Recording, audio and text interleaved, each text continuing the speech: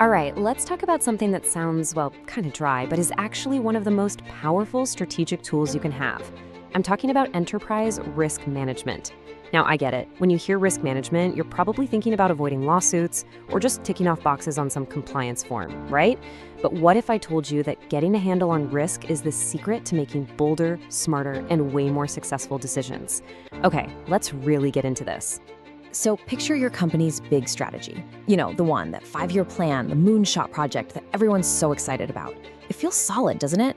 But what if the whole thing is built on a massive blind spot? You know, so many brilliant strategies don't fail because the idea was bad. They fail because nobody saw the risks hiding in plain sight. That's the blind spot we're going to talk about today. Here's the thing, and it's a fundamental truth. You just can't have strategy without risk. They're basically two sides of the same coin. Think about it. Any ambitious move, launching into a new market, rolling out a disruptive product, it comes with risk baked right in. So the goal isn't to get rid of risk. I mean, if you get rid of all risk, you get rid of all ambition. The real goal is to understand it, to manage it, and yeah, even use it to your advantage. So where do we even begin? Well, it all starts with what we call a risk assessment. And at its heart, it's really just about asking three super simple but incredibly powerful questions. First, what could possibly go wrong here?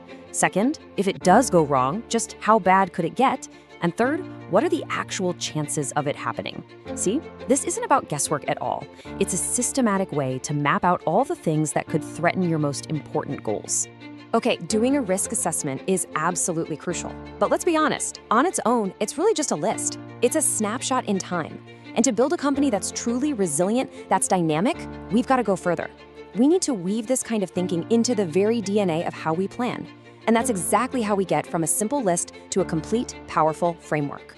And this is it. This is our answer. Enterprise Risk Management, or ERM. Now, let's really look at the keywords in this definition because they're important. Holistic means we're looking at the whole organization, not just siloed departments. Top-down means leadership is driving this. It's not being pushed up from the bottom. But my favorite part? It's not just about managing risks, but also about spotting opportunities. And the whole point is to maximize value. This is an offensive strategy, not just a defensive one. It's proactive. This quote just nails the whole mindset shift perfectly. When you really do ERM right, it completely stops being that boring check-the-box chore that everybody hates. It becomes your secret weapon. Seriously, it's what lets you make smarter bets, sidestep those total disasters, and spot opportunities that your competitors, the ones who aren't prepared, are gonna miss completely. Okay, that all sounds great in theory, right? But I can practically hear you thinking, so how do we actually do this? What are the real practical steps? And that is a fantastic question, because a framework is pretty much useless if you can't actually put it into practice.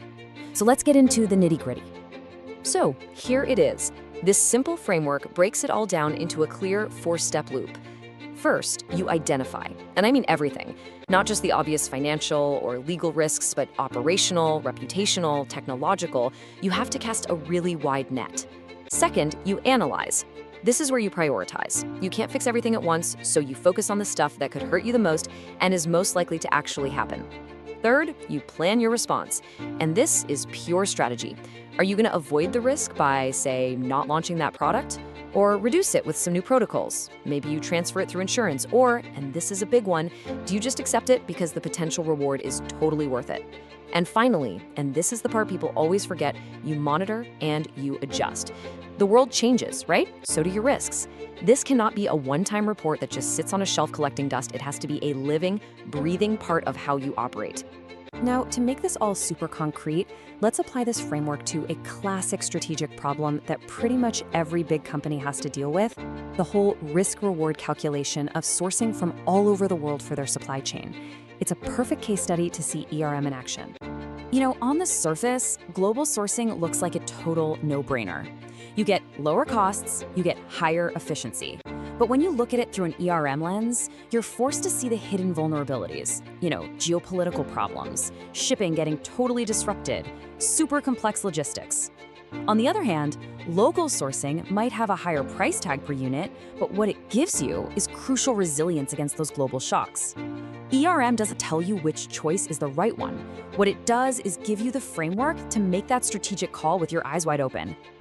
So when we boil it all down, why does this really matter? Why should you care? Well, because when you actually weave ERM into your strategy, you're doing 4 incredibly important things all at once. You're building a shield, right? Protecting your company from those shocks that you never see coming. But you're also building a radar, helping you spot opportunities that others are missing because they're too busy playing defense. And together, those 2 things build a fundamentally more resilient, more adaptable company. And the end game, well, all of this leads directly to the ultimate goal, creating sustainable, long-term value. Look, if you take only one thing away from our time together today, please let it be this. Managing risk and managing strategy, they are not separate things. They are the same thing. A strategy that ignores risk, that's just a daydream. And a risk plan that isn't connected to your strategy, that's just a bureaucratic exercise. Real strategic excellence happens when those 2 things are completely fused together. So I'll leave you with this final thought, a question to take back to your team. Look at your biggest goals, your most important projects, the things you're betting the future on, and ask yourselves, honestly, what is the biggest unmanaged risk hiding in our strategy right now?